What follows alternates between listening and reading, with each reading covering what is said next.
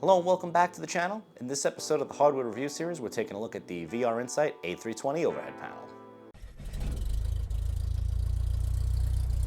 Before we jump into it, this is not a sponsored video and I've purchased everything seen here myself.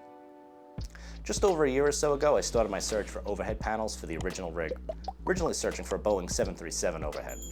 There are a few companies out there who make them, but most of them are really expensive, into the multiple thousands just for the forward overhead. And ultimately at the time, I landed on VRInsight with their 737 panel due to its cost. I'll put a link to that video review in the description below so you can check it out. Now fast forward now, the original rig is gone with the DOF Reality P3 in its place. And I'm searching for an Airbus style overhead. Now, this may seem a bit all over the place, but stick with me. It'll make sense in a second. Turns out, VRInsight also makes 320 style overheads. And the reason this is so great is it matches the same form factor for size, mounting options, and alignment. That means I was able to slot it right into the same mounting points on the existing rig, which was a huge win and pretty much a requirement.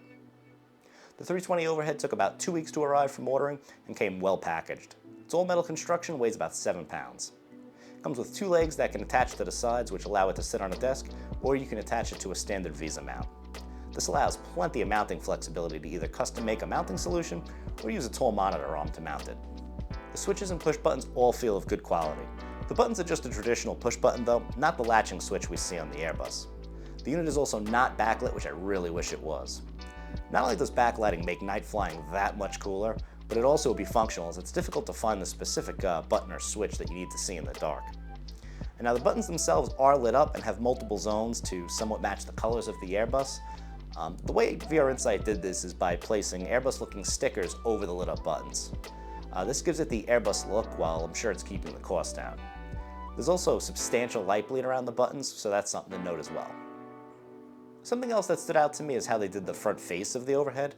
The entire unit is painted black, but they used some sort of plastic or vinyl glossy print that's screwed onto the front.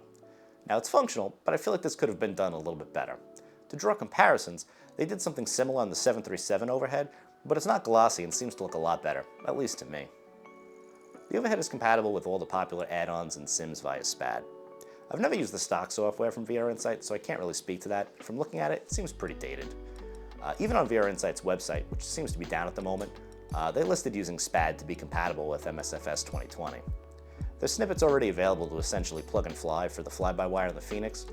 Now, I didn't see any snippets for X-plane aircraft, but there's no reason why it wouldn't work. I even utilized some of the features of the 737 overhead to use with the Challenger and X-plane 12. The overhead cost at the time of my purchase €878, which at the time converted to about $1,000 US. Now that seems like a lot, but when you compare it to most of the other offerings out there, you're looking at the multiple of thousands. Now granted, that's typically getting you a full-size replica of the real thing at that point, but at the end of the day, it comes down to what the unit's value is to you. Now there are some other options out there that I kind of found out after I purchased the VRInsight. Now I don't have any of these units myself, but I'll list the links in the description below in case anyone wants to give them a go.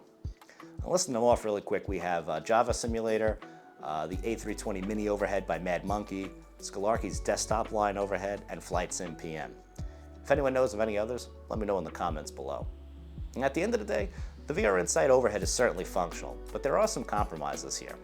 It loses a little bit of the magic from the lack of backlighting and the light bleed around the buttons, but you can certainly run all your normal and even some abnormal procedures with this overhead. That's all for this one. Thanks for watching. Let me know in the comments below what your thoughts are on the VRInsight overhead. And don't forget you can watch me live right here on YouTube or on twitch.tv/AviatorChris. Be well and fly safe.